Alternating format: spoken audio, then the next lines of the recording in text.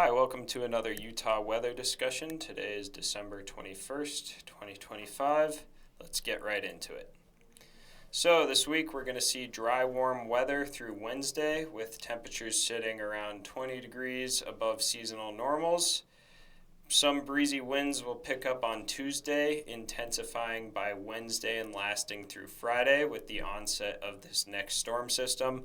I'm currently expecting some gusts of 40 to 50 miles an hour. A warm push of atmospheric river moisture from the southwest will then start up by Wednesday night, becoming widespread by Christmas morning.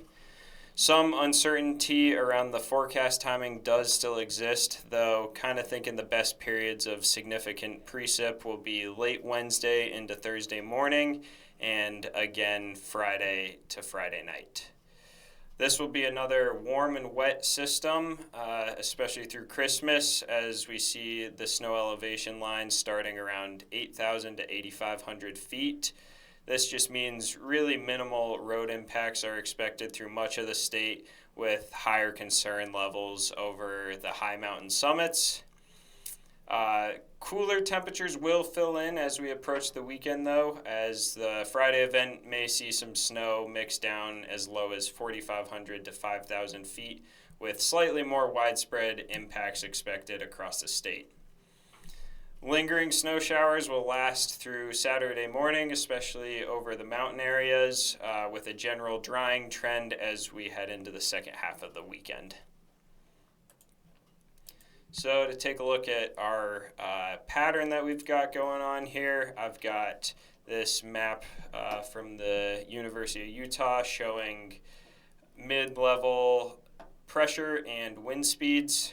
The pressure are these black lines. Wind speeds are this green to purple shading.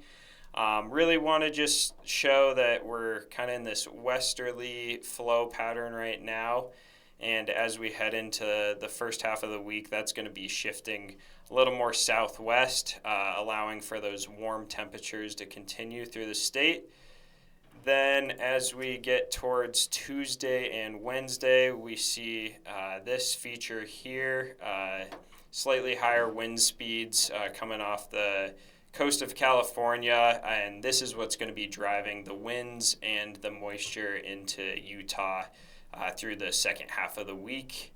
As this low pressure system kind of sits off the coast, it will kind of eventually push to the east and fall apart as we head towards Sunday.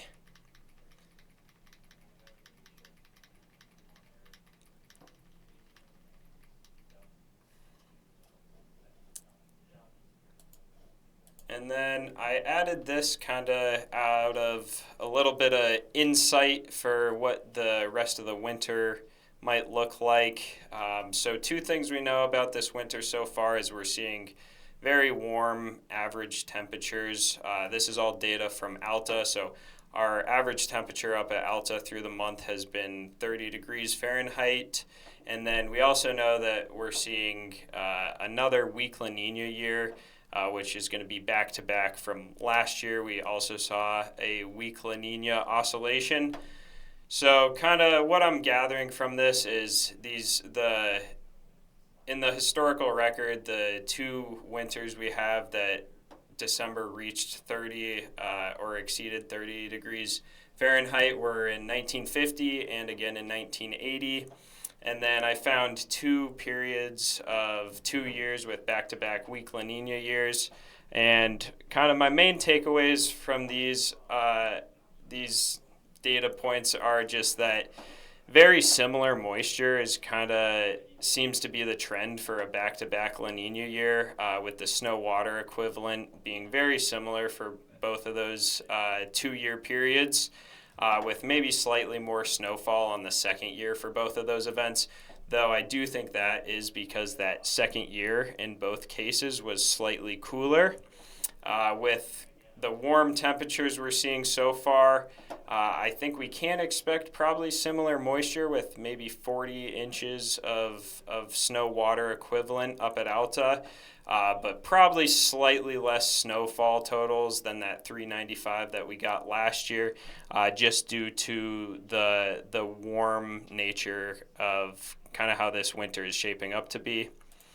Which here's the seasonal outlooks from the NWS for temperature and precipitation for the next 3 months. As you can see, much of Utah looks to be above average for temperatures and kind of equal chances for precipitation, which kind of adds to my theory that we'll probably see about the same moisture as last year with slightly warmer temperatures, so maybe a little less snowfall. And as we head into the holiday and into next weekend with some active weather, please give us a call if you need a forecast update or have any questions. Thanks.